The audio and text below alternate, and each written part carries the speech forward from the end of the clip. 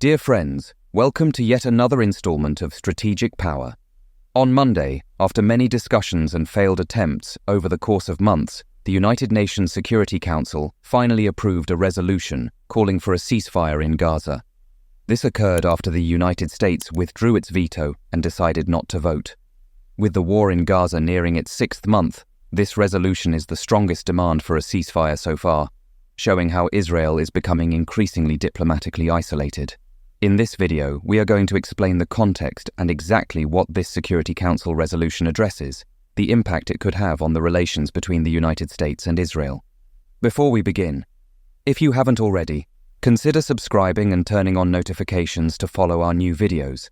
Let's get straight to it and examine the content of this resolution presented by the 10 elected non-permanent members. The main part is that the Security Council demands an immediate ceasefire during the month of Ramadan, respected by all parties, with a view to achieving a lasting and sustainable ceasefire. It also requires the immediate and unconditional release of all hostages. It also highlights the importance of increasing humanitarian aid to Gaza and calls for the removal of any obstacle to it, in addition to demanding that all parties comply with their obligations under international law. In Monday's vote, 14 of the 15 members of the Security Council voted in favor, with the United States abstaining. This is how it went. I will now put the draft resolution to a vote. Whoever is against or abstains, please raise your hand. The result of the voting is as follows: 14 votes in favor, none against, 1 abstention. The draft resolution has been adopted as Resolution 2728/2023. Although the United States did not vote in favor, its abstention was enough for the approval of the resolution. It is important to note that this abstention represents a significant shift in US policy. Prior to this resolution, the United States vetoed 3 previous drafts related to a ceasefire in Gaza. The first was in October, when Brazil proposed a resolution calling for humanitarian pauses, which the US vetoed for not including Israel's right to self-defense. The second veto occurred in December and proposed an immediate humanitarian ceasefire. The US vetoed this proposal because it did not explicitly denounce Hamas. In February, the US vetoed another Algerian resolution that also called for an immediate humanitarian ceasefire. The justification was the risk of undermining sensitive negotiations. During this period, the US also had its own 2 resolutions on Gaza, vetoed by China and Russia. The most recent was this month, but it did not directly demand an immediate ceasefire. The Palestinian representative to the UN praised the resolution, although he considered it came late. Hamas also welcomed it and expressed willingness to initiate a prisoner exchange that would lead to the release of both sides. Israel, on the other hand, stated that it will not adhere to the ceasefire and criticized the Security Council for approving a resolution that calls for a ceasefire without conditioning it on the release of hostages. So why did the United States finally refrain from vetoing and allow the adoption of this resolution?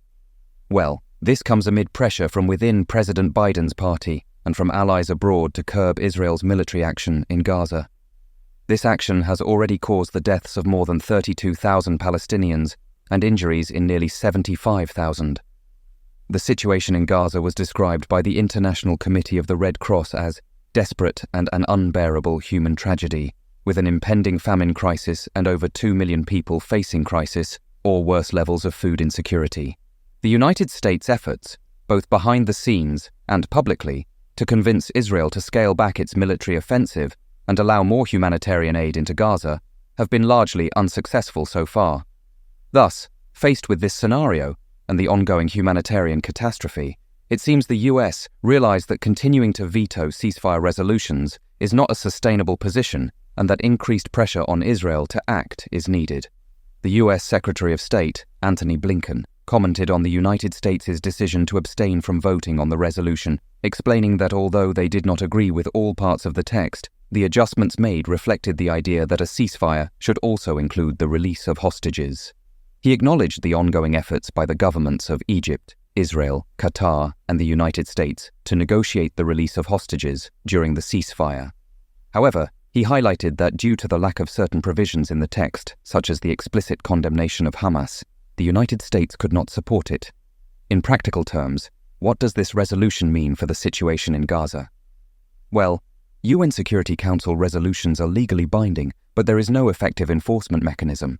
It seems unlikely that all the demands of the resolution will be met. Israel, for example, has stated that it will not adhere to the ceasefire. Nevertheless, UN Secretary-General Antonio Guterres stated that not implementing the resolution would be unacceptable. Even if a short-term ceasefire is achieved during Ramadan, which ends on April 9th, the resolution emphasizes the need for a lasting and sustainable ceasefire.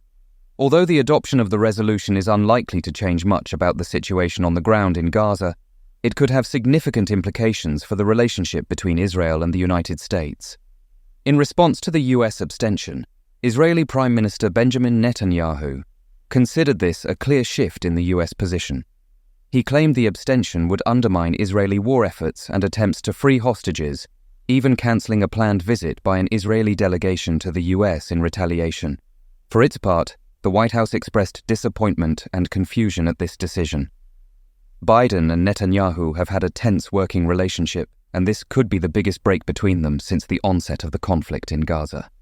Tensions between the US and Israel rose even further due to Israel's plans to invade Rafah, a city on Gaza's southern border with Egypt. This area now houses over 1 million Palestinians, more than half of Gaza's total population, who were displaced by violence elsewhere in the region. Despite international pressure, Netanyahu stated that Israel will proceed with invasion plans to defeat Hamas. The US government, however, warned that this would be a grave mistake and did not rule out possible consequences.